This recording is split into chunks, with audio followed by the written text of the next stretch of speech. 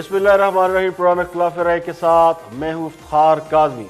कहने वाले तो कहते हैं अस्करी क़यादत खुद को जितना सियासत से दूर रखने का तासुर दे रही है, सियासतदान उसी कदर फ़ौज को सियासी मामलात में घसीट रहे हैं और लगता यूँ है कि हुकूमत इस पूरी सूरत हाल को एंजॉय कर रही है। बज़ाहिर अपोजिशन जमातों की अस्करी क़यादत से मुलाकातों की एक के बाद एक खबर ज़ेर गर्दिश है। फ़ौज भी ये कहती है कि सियासतदानों को अपने मसाइल पार्लिमान में हल करने चाहिए और मुस्लिम लीग नून की रहनुमा मरियम नवाज भी ये कह रही हैं कि सियासी मामलात को पार्लिमान में हल होना चाहिए। लेकिन सवाल ये है कि क्या सियासी मामलात पार्लिमान में हल हो रहे हैं और क्या पार्लिमानी जमातें पार्लियामेंट के कस्टोडियन और पार्लिमानी रवायत से मुतमईन है। पार्लियामेंट के हालिया जॉइंट सेशन में जो कुछ हुआ उसके बाद अपोजिशन या तो सड़कों पर निकल आती या फिर किसी और तरफ ही देखती। तो इसमें कोई शक नहीं कि सियासी मामलात पार्लियामेंट में हल होने चाहिए, लेकिन जब पार्लियामेंट ये किरदार अदा ना कर सके और सूरत हाल ये हो कि किसी बिल के मसले पर गिनती में भी डंडी मारी जाए और दोबारा गिनती भी ना की जाए और पार्लियामान पर कब्जे का तासुर पैदा हो जाए, तो सवाल यह कि फिर उस पार्लियामान की वैल्यू क्या रह जाती है। बज़ाहिर हुक्मरान जमात के लोग ये तासुर देने की कोशिशों में मसरूफ़ हैं कि अपोजिशन अस्करी क़यादत से मुलाकातें कर रही है और शायद किसी रिलीफ की तवक्को रख रही है, जबकि अपोजिशन अस्करी क़यादत के साथ मुलाकातों की खबरों से इनकार भी नहीं कर रही, लेकिन उन खबरों की तस्दीक भी नहीं कर रही जिसके मुताबिक ये मुलाकातें खालिस्तन किसी सियासी मफाद के हसूल या रिलीफ की खातिर हुई हैं। शिकवे शिकायत ज़रूर हो रहे हैं, हुकूमत की भी शिकायत हो रही है और हुकूमत के हवाले से या हुकूमत की तरफ से भी शिकायतें हो रही है। मुस्लिम लीग नून की रहनुमा मरियम नवाज ने इस्लामाबाद पेशी के मौके पर इन मुलाकातों के हवाले से पूछे गए सवालात के जवाब में कहा, स्पीच भी चल रही है और मियां साहब की भी स्पीच चली है।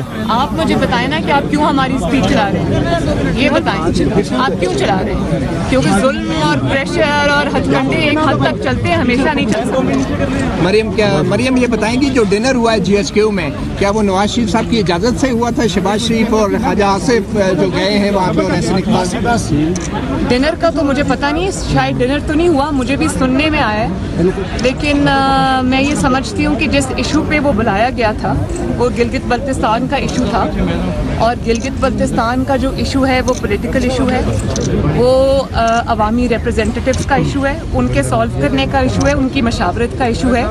ये जो फैसले हैं ये पार्लियामेंट में होने चाहिए, ये GHQ में नहीं होने चाहिए। तो ये नवाज शरीफ साहब को इसका इल्म नहीं था? नहीं, मुझे इल्म का पता नहीं कि उनको इल्म था या नहीं था या उनको बाद में इल्म हुआ, लेकिन ना इन इशूज़ पे पॉलिटिकल क़यादत को बुलाना चाहिए, ना पॉलिटिकल क़यादत को जाना चाहिए। ये इशूज़ डिस्कस करने के लिए जिसने आना है वो पार्लियामेंट आए।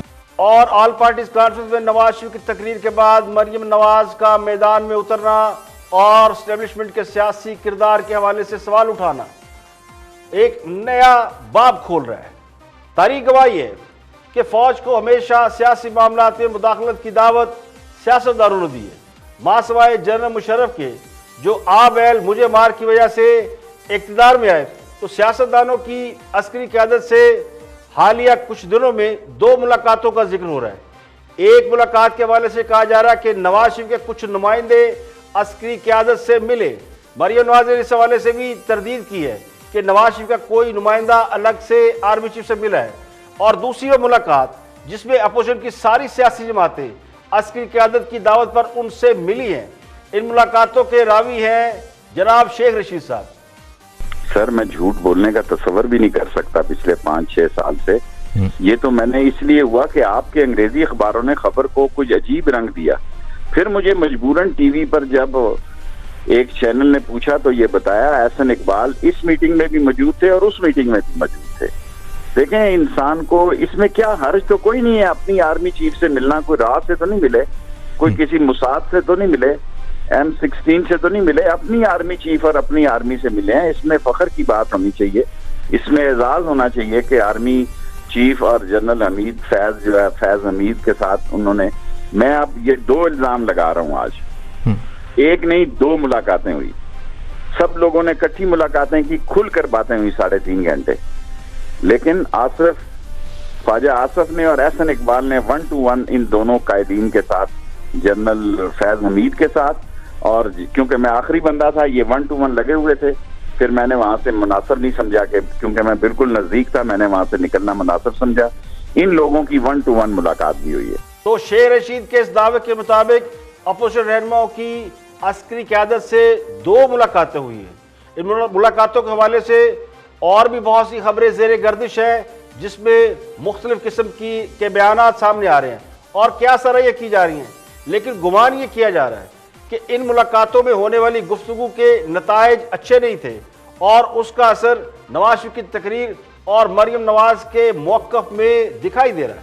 तो इस वक्त सूरत हाल ये है कि मैं तो कंबल छोड़ता हूँ, लेकिन कंबल मेरी जान नहीं छोड़ता। तो सियासी मामलात का रुख इस वक्त अस्करी क़यादत और अपोजिशन की मुलाकातों के हवाले से है, जिससे ये तासुर पैदा हो रहा है कि अगर अपोजिशन रहनुमाओं को अस्करी क़यादत थोड़ी सी लिफ्ट करा देती तो अपोजिशन का स्टांस मुख्तलिफ हो जाता, ऑल पार्टीज़ कॉन्फ्रेंस ना होती, या फिर ऑल पार्टीज़ कॉन्फ्रेंस में हार्ड लाइन ना ली जाती। अच्छी बात यह है कि अब तक इस मसले पर सियासी हल्के आपस में गुफ्तो शनीद कर रहे हैं, बयानबाजी कर रहे हैं, लेकिन अस्करी क़यादत की तरफ से मासवाए उस इलामिये के फौज सियासी मामलात में मुदाखलत नहीं करती या करना नहीं चाहती, मजीद कोई बयानबाजी नहीं हो रही। तो बज़ाहिर ये लग रहा है कि अब मैच खान साहब और अपोजिशन के दरमियान नहीं है, बल्कि सियासी मैच दीगर कुव्वतों के दरमियान खेला जा रहा है और वज़ीर आज़म तमाशाई है। और सुना है कि मौलाना फजलुर रहमान साहब को भी नैब का बुलावा भेजा गया है। उन्हें नैब पेशावर की जानिब से आमदनी से जायद असासों के इल्ज़ाम में पूछगिछ के लिए तलब किया गया है। नैब का मौलाना फजलुर रहमान को नोटिस कोई गैर मुतवक्को नहीं है। मौलाना फजलुर रहमान इस वक्त अपोजिशन के इत्तेहाद पाकिस्तान डेमोक्रेटिक मूवमेंट की सरबराही के सबसे मजबूत उम्मीदवार हैं और इतलात ये कि उन्हें अगले 1-2 रोज़ में इस इत्तेहाद का सरबराह बाकायदा तौर पर अनाउंस कर दिया जाएगा। तो हुकूमत के खिलाफ अपोजिशन की तहरीक के वो सरबराह हो सकते हैं और मुल्क की 2 बड़ी जमातें जो इक़्तिदार में रह चुकी हैं, मुस्लिम लीग नून और पीपल्स पार्टी, उनकी सरबराही में हुकूमत के खिलाफ तहरीक चलाने के लिए पर तोल रही है। तो सियासी सूरत हाल इस वक्त बहुत गर्म हो चुकी है। हुकूमत अपोजिशन की तहरीक को रोकने के लिए लगता यूं है कि बड़ी हद तक मुतहरक हो गई है। अपोजिशन ने प्राइम मिनिस्टर को मुस्तफ़ा होने के लिए 30 सितंबर की डेडलाइन दे रखी है और अब तक के इतलाक़ के मुताबिक वज़ीर आज़म इमरान खान ने ओहदा छोड़ने से इनकार किया। अब उसके बाद जो अगला मरहला है, वो अगला मरहला अक्टूबर में जलसे जुलूस का है और अगले हफ्ते से यानी अगले महीने से अक्टूबर के अवाइल से ही मुल्क के तमाम बड़े दारुल हुकूमत में अपोजिशन जलसे करेगी। इससे पहले ये सूरत हाल नज़र आ रही है कि अपोजिशन की क़यादत पर नए मुकदमात बनेंगे और उन्हें हीले बहानों से हिरासत में लिया जा सकता है, क्योंकि हुकूमत ने यह फैसला कर रखा है कि अपोजिशन को फ्री हैंड नहीं दिया जाएगा, जो अब तक की इतलात है। अब मौलाना फजलुर रहमान ने नैब के नोटिस पर शदीद रद्द-ए-अमल का इजहार किया है और उन्होंने नैब को ये वार्निंग भी दी है कि अगर उन्हें बुलाया गया तो फिर वो अकेले नहीं आएंगे। अभी आपके पास आपको काफी नहीं दी गई और आप नशर कर रहे हैं उसको, कहते हमें काफी भी नहीं मिल रही। जब काफी नहीं दे रहे, न हमें दे रहे हैं और न उनको दे रहे हैं, इससे पता चलता है कि दाल में सारा काला काला है। अब बकौल मौलाना फजलुर रहमान अभी उन्हें नोटिस नहीं मिला, लेकिन अगर उन्हें बुलाया गया तो फिर वो लाओ लश्कर के साथ जाएंगे। ज़राए के मुताबिक नैब ने मौलाना फजलुर रहमान को सेक्शन 19 के तहत तलबी का नोटिस जारी किया है। इस नोटिस के मुताबिक JIUF के सरबराह को एडिशनल डायरेक्टर नैब पेशावर सरारुल हक के सामने पेश होने के लिए कहा गया। ज़राए के मुताबिक नैब अगर मौलाना के जवाब से मुतमईन ना हुआ तो फिर उन्हें गिरफ्तार भी किया जा सकता है। अब सवाल ये है कि अगर नैब मौलाना फजलुर रहमान को गिरफ्तार कर लेता है तो क्या इससे अपोजिशन की तहरीक रुक जाएगी? तो मेरा ख्याल इसका बरक्स है। मेरी राय के मुताबिक अगर अपोजिशन के 2-4 रहनुमा भी इन हालात में गिरफ्तार हो गए तो फिर अपोजिशन की तहरीक में जान पड़ जाएगी और हुकूमत कभी ऐसी गलती नहीं करेगी कि अपोजिशन को तहरीक के लिए ईंधन फराहम करे। यहाँ पे लेंगे एक ब्रेक और ब्रेक के बाद जब वापस आएंगे और भी हम मौज़ूआत आपके साथ शेयर करेंगे। वेलकम बैक, आप देख रहे हैं प्रोग्राम इख्तिलाफ राय में इफ्तिखार काज़मी। आगे बढ़ते हैं। अलीमीन गंडापुर हुक्मरान जमात के बड़े अहम रहनुमा हैं और वो भी इन मुलाकातों के शाहिद और अमीन हैं जो अपोजिशन जमातों की अस्करी क़यादत से हुई। वो उस मुलाकात के हवाले से उनके पास भी कुछ इन्फॉर्मेशन है देखते हैं वो क्या फरमाते हैं। Watch Ali mean Gandapur. इन्होंने स्टार्ट लिया, सियासी गुफ्तगू भी इन्होंने शुरू की, इन्होंने स्टार्ट लिया, जबकि चीफ ने एक बार नहीं मेरे ख्याल में 3 बार कम अज़ कम ये बोला कि जी हम भी माजी से बहुत कुछ सीख चुके हैं, हमें कोई शौक नहीं है, हमें सिस्टम बुलाता है तो हम आते हैं, वरना हमें कोई शौक नहीं है। और उन्होंने बारहा कहा ये कि आप लोग बैठें, हमने आपको पोजीशन बता दी है बॉर्डर्स की, इंटरनेशनल हालात की, सिचुएशन की, आप बैठें, जो टाइम फ्रेम आपने इसके लिए रखना है वो रखें, जिस तरीके से करना है, जिस तरीके से कॉन्स्टिट्यूशन अमेंडमेंट करनी है आप खुद फैसला कर लें। और इनकी एक और बात बताऊँ आपको, उस मीटिंग में तो ये कहते हैं हमें तो बहुत लेट फ़ोन आया और हम आ गए, कैसे भागे भागे सब पहुँच गए, अटेंडेंस फुल थी। लेकिन मुझे ये बताएं कि उसी मीटिंग में फैसला हुआ कि स्पीकर कौमी असम्बली अब, और ये किसने कहा, ये भी चीफ ऑफ आर्मी स्टाफ ने कहा, मैं इसलिए उनका नाम लेके बता रहा हूँ कि आप उनका, मैं उनको बताना चाहता हूँ कि आर्मी का क्या किरदार है कि जी स्पीकर साहब की सरबराही में आप लोग कमेटी बना के इसको हल करें खुद, और जैसे आप करना चाहते हैं वैसे करें। तो एक दिन छोड़ के अगले दिन मतलब हमें मैसेज आया सबको कि 4:30 बजे मीटिंग होगी पार्लियामेंट वाले कमेटी रूम नंबर 2 में, स्पीकर साहब की सरबराही में, इसी चीज़ के बारे में, जीबी के बारे में। सुबह वो मीटिंग कैंसिल हो गई क्योंकि इन लोगों ने कहा कि हम नहीं आते। अगर ये बात करते हैं जमहूरियत की, फिर जब जमहूरियत वाले प्लेटफॉर्म में बुलाया गया तो इनमें से एक भी नहीं आया, क्योंकि ये नहीं चाहते, ये पीपल्स पार्टी और नून लीग, ये मोदी वैसे इन्होंने नहीं किया 2008 में। अच्छा, हुक्मरान जमात ये दावा कर रही है कि अपोजिशन को सियासी प्लेटफॉर्म पर भेजा गया, लेकिन वो सियासी प्लेटफॉर्म पर नहीं आए और सियासी मामलात को पार्लियामेंट में हल करने की बजाय अपोजिशन ने अस्करी क़यादत से मुलाकात को बेहतर समझा। तो इस पर तो यही कहा जा सकता है कि इस सादगी पे हाय कौन मरना जाए। हुक्मरान जमात ने जॉइंट सेशन में जो कारनामा सरअंजाम दिया है और अपोजिशन की अक्सरियत को अकलियत में बदलकर यह साबित कर दिया कि उनके सामने पार्लियामेंट की कोई हैसियत नहीं, यानी जिसकी लाठी उसकी भैंस, और उस पर यह समझा जाए कि कोई रोएगा भी नहीं, कोई फरियाद भी नहीं करेगा, कोई चू नहीं करेगा। असूली तौर पर या अखलाकी तौर पर या आईनी तौर पर मामलात पार्लियामेंट में ही हल होने चाहिए, लेकिन बदकिस्मती से स्पीकर असद कैसर, जिनकी बहुत अच्छी रिप्यूट रही है, लेकिन इस वाक़े के हवाले से उनके बारे में भी ये तासुर पैदा हो गया कि उन्होंने दोबारा गिनती करवाने का मुतालबा ही पूरा नहीं किया। तो दोबारा गिनती करवाने का मुतालबा अपोजिशन जमातों का था जिनकी अक्सरियत थी, तो पार्लियामानी जमातों को उनके हक से महरूम किया गया। अब अगर उन्हें ही मामलात को हल करने वाली कमेटी का सरबराह लगाया जाएगा तो फिर अपोजिशन के पास पार्लियामेंट के अलावा दूसरे ऑप्शन के इस्तेमाल के सिवा क्या चारा रह जाता है। आगे बढ़ते हुए तजिया निगार है शाद भट्टी गुफ्तगू कर रहे हैं ऑन दी फ्रंट में, देखते हैं कि वो क्या फरमाते हैं। Watch this.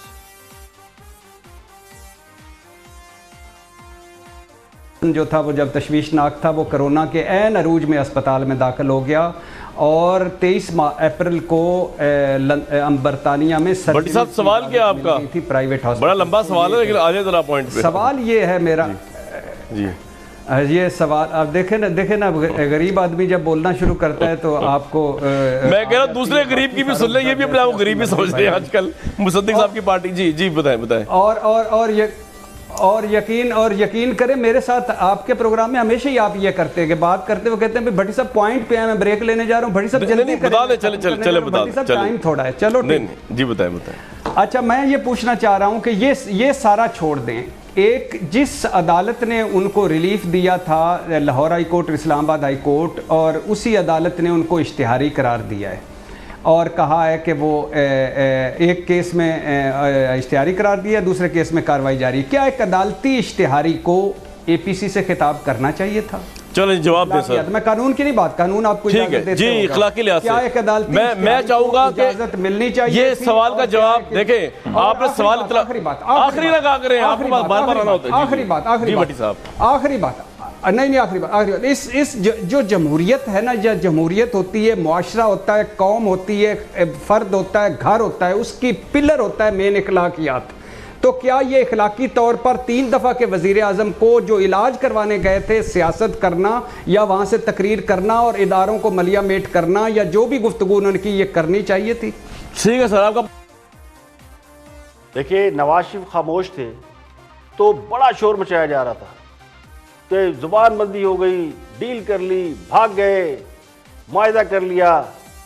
अब अगर उन्होंने एक तकरीर कर दी है तो सबको अखलाकियात याद आ गई, और अखलाकियात की बात भी वो लोग कर रहे हैं जिनकी अपनी अखलाकियात क्वेश्चनेबल है। यानी जब खुद पर बात आ गई है तो अखलाकियात याद आ गई है, और ये भी याद आ गया है कि नवाज शरीफ 3 बार इस मुल्क के प्राइम मिनिस्टर रह चुके हैं। वरना तो ये कहा जाता था कि क्या हुआ अगर वो 3 बार इस मुल्क के वज़ीर आज़म रह चुके हैं, वो किसी रियायत के मुस्तहिक नहीं है। जब बार बार हम ये कहते थे कि जो शख्स 3 बार इस मुल्क का वज़ीर आज़म रह चुका हो वो इस सलूक का मुस्तहिक नहीं है, उसे इंसाफ मिलना चाहिए। लेकिन दूसरी तरफ ये कहा जा रहा था कि जनाब कोई फर्क नहीं पड़ता, उनसे आम लोगों वाला सलूक किया जाए। तो बदकिस्मती से इस मुल्क में अखलाकियात उस वक्त याद आती हैं जब दूसरे के घरों को आग लगाते लगाते तमाशा देखने वालों के अपने घर को हीट मिलना शुरू हो जाती है। तो नवाज शरीफ की तकरीर पर बहुत से लोगों को इतराज होगा। ये नहीं कि सबको बहुत अच्छी लगी होगी, तकरीर सबने सुनी तो किसी को अच्छी लगी होगी, किसी को बुरी लगी होगी, लेकिन अखलाकियात के हवाले से मेरे नज़दीक वो लोग बोले जो खुद उस मेयार पर पूरा उतरते हो। और इसी हवाले से बात कर रहे हैं तजिया निगार और बहुत सीनियर सहाफ़ी हैं मज़हर अब्बास। देखते हैं कि वो क्या फरमाते हैं। Watch this. तो दूसरी बात है कि देखिए तकरीर पर इतना वावेला क्यों है, मेरी ये समझ में नहीं आ रहा। उस तकरीर में ऐसी क्या बात थी जिस पर इतना वावेला मचाया जा रहा है? मुझे तो उसमें कोई भी ऐसा, मैंने 2-3 मरतबा वो तकरीर पढ़ी, उसमें सिवाय इसके कि सियासी मामलात पर बात की गई, ये कहा गया कि अब उससे डिसएग्री किया जा सकता है, और डिसएग्री इस पॉइंट पे किया जा सकता है कि वो जो बातें कर रहे थे तो वो उन बहुत सी वाकयात का खुद हिस्सा रहे हैं, बहुत सी साजिशों का वो खुद हिस्सा रहे हैं। लिहाजा वो जब ये बात करते हैं तो फिर वो एक वीकर विकेट पर भी होते हैं क्योंकि वो खुद ये करते रहे। सर, ये आपकी बात बिल्कुल बजा अपनी जगह, हमने कल इसके ऊपर बड़ी तफसीली डिबेट भी की, लेकिन जो आप ये कह रहे हैं कि वावेला क्यों है, अपेरेंटली ऐसा लग नहीं रहा है कि अभी भी बड़ी हिमायत हासिल है, क्योंकि एपीसी में सबने तकारीर की, लेकिन क्यों एपीसी का खासा क्या बना, पॉइंट क्या बना नवाज शरीफ साहब की तकरीर? मेरा ख्याल में उस पर अगर कम रिएक्शन होता तो वो पिछले 48 घंटे से वो हमारी डिबेट का हिस्सा नहीं होती। दूसरे, नवाज शरीफ साहब हुकूमत क्यों वापस लाए, हुकूमत लाए या ना लाए, नवाज शरीफ साहब को इखलाकी तौर पे खुद वापस आना चाहिए। सियासी तौर पे ये उनकी जिम्मेदारी है। उन्होंने अब वो न सिर्फ अपनी सियासी जमात को नुकसान पहुंचा रहे हैं बल्कि इखलाकी और सियासी तौर पे अपने आप को भी नुकसान पहुंचा रहे हैं। बिल्कुल बिल्कुल। देखिए, जिसे गद्दार करार दिया गया हो, जिसे बदनवान और चोर कहा गया हो, डाकू और माफिया के इल्काबाज से नवाजा गया हो और कोई कसर बाकी ना छोड़ी गई हो, इश्तिहारी और मफरूर का लेबल भी लगा दिया गया, इसके बावजूद सारी सियासत उसी के गिर्द घूम रही है। जिसे 3 बार इस मुल्क का वज़ीर आज़म होने के बावजूद भी जलील और रिस्वा किया गया, जिसका पूरा खानदान अदालतों के चक्कर काट रहा है, तो अब कौन सी साख और कैसी साख? अब जब वो बोलता है तो लोग उसकी बात सुनते हैं। जिस पर इतने सारे इल्जामात उसकी साख खराब नहीं कर सके, तो एक तकरीर उनकी साख क्या खराब करेगी? नवाज शरीफ बड़े संजीदा और गहरे आदमी हैं और पॉलिटिशियन है, एक लंबे अरसे से वो सियासत में है, तो उन्हें मालूम है कि सियासत का गहरा ताल्लुक हालात वाक़यात और टाइमिंग से होता है, और उन्हें मालूम है कि वो क्या कर रहे हैं। तो इस बात का फैसला वक्त करेगा कि नवाज शरीफ अपनी पार्टी की साख को बचा रहे हैं या खराब कर रहे हैं, या फिर अपने कारकुनों, वोटर और सपोर्टर को मोटिवेट कर रहे हैं, या फिर तारीख को दुरुस्त कर रहे हैं। यहाँ पे लेंगे एक ब्रेक, और ब्रेक के बाद जब वापस आएंगे तो और भी हम मौज़ूआत आपके साथ शेयर करेंगे। पीपल पार्टी के शरीक चेयरमैन आसिफ अली जरदारी के हवाले से भी एक फैसला सामने आया, वो भी आपको बताएंगे ब्रेक के बाद।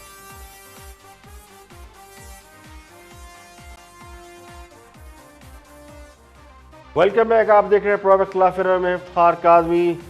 बात करते हैं सानहा बलदिया टाउन के हवाले से। कल इसका फैसला आया, कल आपको इसका फैसला हमने तफसील से बताया। इस फैसले के बाद भी इस पर बहुत सी बात हो रही है। MQ हुकूमत की इत्तेहादी है, तो हुकूमत के इत्तेहादी इस फैसले के हवाले से क्या कहते हैं, was Faisal Wada.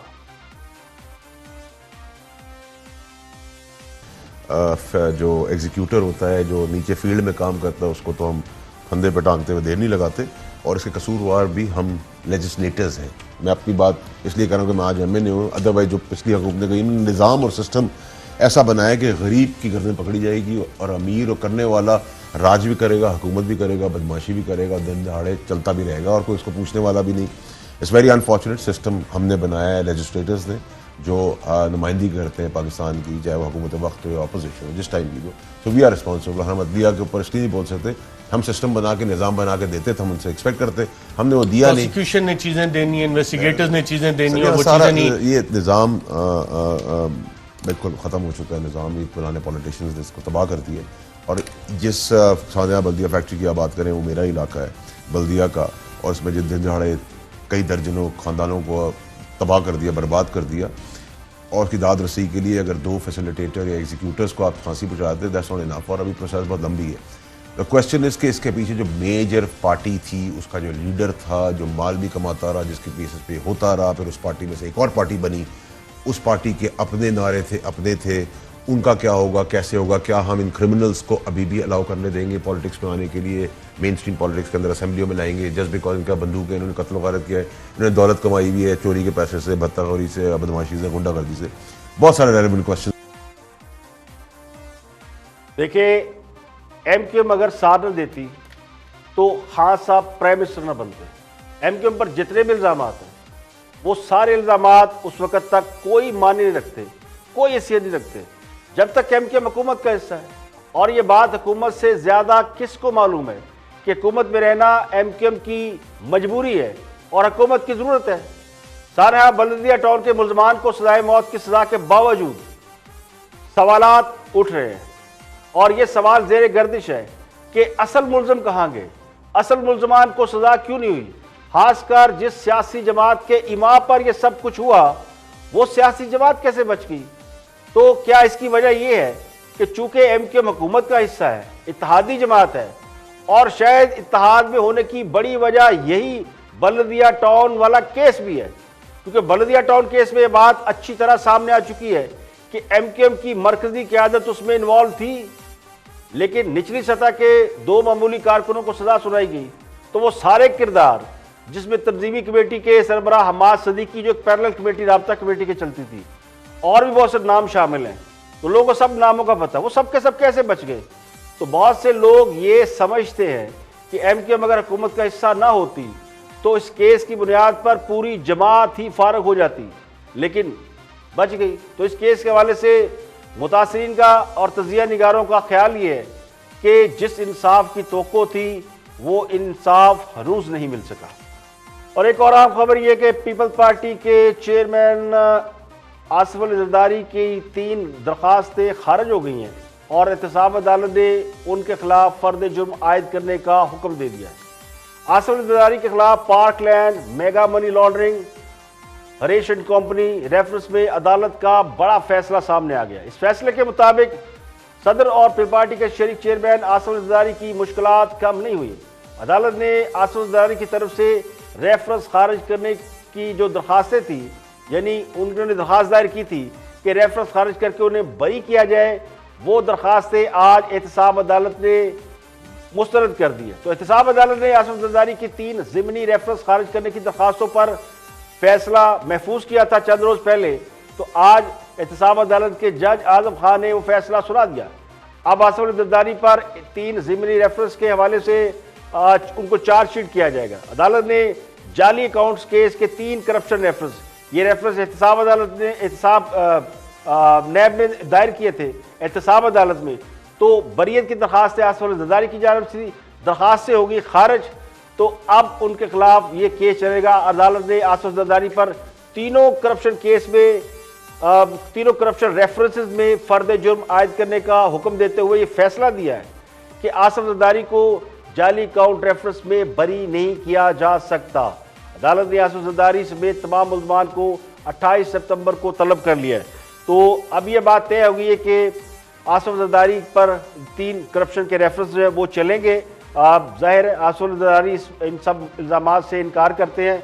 लेकिन इसलिए उन्होंने बरियत की दरख्वास्त भी दी थी। तो अदालत ने उनकी हाजिरी की से इस्तना की दरख्वास्त तो एक्सेप्ट कर ली है, लेकिन उनको जो है उनकी समाअत 28 सितंबर से होगी और फिर उसके बाद इसकी प्रोसीडिंग शुरू हो जाएगी, यानी ये 3 रेफरेंस चलेंगे और ये कहा जा रहा है कि ऐन मुमकिन है कि उनको फिर से गिरफ्तार भी कर लिया जाए। और एक अच्छी खबर ये, कोरोना वायरस के बायस 7 माह की पाबंदी के बाद सऊदी अरब ने 4 अक्टूबर से मरहलावार आज़मीन के लिए उम्रे की अदायगी को बहाल करने का ऐलान कर दिया है। फ्रांसीसी खबरसां इदारे AFP की रिपोर्ट के मुताबिक मार्च में ये उम्रा मुअत्तल किया गया था, यानी साल के अवाइल में जब पूरी दुनिया में कोरोना वायरस फैल गया था तो उम्रा भी मुअत्तल कर दिया गया था और हज को भी मुख्तर कर दिया गया था, जिसमें लाखों आज़मीन शरीक होते हैं। सऊदी प्रेस एजेंसी के मुताबिक असल गुंजाइश का 30% यानी सऊदी अरब में मुकीम 6000 शहरियों और तारीक वतन को 4 अक्टूबर से रोज़ाना उम्रा अदा करने की इजाज़त होगी। दूसरे मरहले में 1 रबीउल अव्वल 18 अक्टूबर से सऊदी शहरियों और तारीक वतन को, यानी जो बाहर से लोग आएंगे, उनको 75% गुंजाइश के साथ उम्रे की अदायगी, ज़ियारत और इबादत की इजाज़त दी जाएगी, जिससे 15,000 आज़मीन उम्रा की अदायगी होगी, जबकि 40,000 लोग जो है यानी नमाजी शरीक हो सकेंगे। रोज़ा रसूल पर हाजिरी की गुंजाइश को भी तमाम तर एहतियाती तदाबीर के साथ एक्सटेंड कर दिया गया है, तो 75% लोग रोज़ा रसूल की भी ज़ियारत कर सकेंगे। तीसरे मरहले में 1 नवंबर 15 रबीउल अव्वल से सऊदी अरब में मुकीम शहरियों और तारिकीन वतन के अलावा बाहर से आने वालों को भी उम्रे की अदायगी, ज़ियारत और इबादत की इजाज़त होगी। और जब उम्रा करने वालों की तादाद 20,000 और नमाजियों की तादाद 60,000 यानी होगी, तो रोज़ाना की बुनियाद पर यह गुंजाइश 100% बढ़ा दी जाएगी। ये सऊदी प्रेस एजेंसी की रिपोर्ट है। इसके अलावा ये कहा जाए कि दीगर ममालिक से आज़मीन की आमद मरहलावार होगी और वजारत सेहत तमाम हाजियों को आज़मीन उम्रा को चेक करेगी, और ताकि कोई कोरोना वायरस के जो ख़तरात हैं वो उनको आइडेंटिफाई किया जा सके, और तमाम तरफ क्लियरेंस के बाद जो है वो आज़मीन उम्रा को इबादत, ज़ियारत और उम्रा की अदायगी के अमाल बजा लाने की जो है वो इजाज़त दी जाएगी। और चीफ जस्टिस पाकिस्तान गुलजार अहमद ने एक बार फिर रिमार्क्स दिए हैं कि मेयर कराची ने शहर का हुलिया बिगाड़ दिया। सुप्रीम कोर्ट के 3 रुकनी बेंच ने बल्दियाती इदारों के इख्तियार से मुतल्लिक़ केस की समाअत करते हुए साबिक़ मेयर कराची वसीम अख्तर, बैरिस्टर सैफ, फिरदौस शमीम नकवी, लीगी रहनुमा दानियाल अजीज़ और PP रहनुमा फरतुल्लाह बाबर, वफाकी वज़ीर असद उमर और नून लीगी रहनुमा एहसन इकबाल की कमरा अदालत में मौजूदगी में ये रिमार्क्स दिए कि इमरान टवाना केस में आर्टिकल 140A पर तफसीली फैसला अदालत दे चुकी है कि बल्दियाती इख्तियार सूबाई या वफाकी हुकूमत को देना आइन के आर्टिकल 140 के खिलाफ है। मुकामी हुकूमतों का होना किसी की चॉइस नहीं बल्कि ये ज़रूरत है और लाजमी है। तो कराची का जो मौजूदा स्ट्रक्चर है वो आवाम को कोई फ़ायदा नहीं दे रहा। जस्टिस इजाज़ुल हसन ने कहा कि वफाकी और सूबाई हुकूमतें इख्तियारात मुंतकिली से हिचकिचा रही हैं। सियासी जमातें हुकूमत में हो तो इख्तियारात देने को दिल नहीं करता, हुकूमत में ना हो तो इख्तियारात मुंतकिली की बात करते हैं। KPK और बलोचिस्तान के बल्दियाती इख्तियारात सिर्फ कॉपी पेस्ट है। हर इख्तियार में आने वाली जमात खुद को फ़ायदा देने के लिए कानून साजी करती है। तो सिंध का बल्दियाती कानून ना 3 में है ना 13 में है। MKM के वकील ने कहा कराची में गटर साफ करने का इख्तियार भी वज़ीर आला सिंध के पास है। तो चीफ जस्टिस ने कहा कि 5 साल MKM ने किया क्या? मेयर कराची ने तो शहर का हुलिया बिगाड़ दिया है। घरों में पानी था, लोग मर रहे थे। कराची मेट्रोपॉलिटन कॉर्पोरेशन यानी KMC का अमला बारिशों में कहीं नजर नहीं आ रहा। KMC मुलाजमीन को 5 अरब तनख्वाह दी जाती है। 5 अरब लेने वाले काम करते नजर क्यों नहीं आते? आइडियल कानून साजी भी कर ले तो क्या सारे मसाइल खत्म हो जाएंगे? सारा अमला कागजों में से तनख्वाहें हासिल कर रहा है और खा रहा है। तो MKM के वकील बैरिस्टर सलाहुद्दीन ने कहा कि MKM की कारकर्दगी का दिफा नहीं करूंगा। 2014 में MKM ने बल्दियाती कानून को चैलेंज किया था। बिल्डिंग कंट्रोल अथॉरिटी का इख्तियार नाज़िम से लेकर सिंध हुकूमत को दे दिया गया। सॉल्ट वेस्ट मैनेजमेंट का इख्तियार भी बल्दियात से सिंध हुकूमत ने वापस ले लिया। चीफ जस्टिस ने कहा कि सारा खेल ताकत को अपने हाथ में रखने का क्या गारंटी है? मुकामी हुकूमतें इख्तियारात मिलने पर काम कराएंगी। मुमकिन है बल्दियाती हुकूमतें ज्यादा काम खराब कर दें। तो कराची को जो भी निज़ाम दिया गया है उसके कभी भी कोई अच्छे नताइज नहीं निकले। अदालत ने तमाम वकला से तहरीरी दलाइल तलब करते हुए समाअत अक्टूबर के दूसरे हफ्ते तक मुलतवी कर दी। आज के लिए इतना ही, कल फिर हाजिर होंगे मजीद खबरों, तबसरों, तजज़ियों के साथ। प्रोग्राम इख्तिलाफ राय से इफ्तिखार काज़मी को इजाज़त दें। अपना बहुत बहुत ख्याल रखें।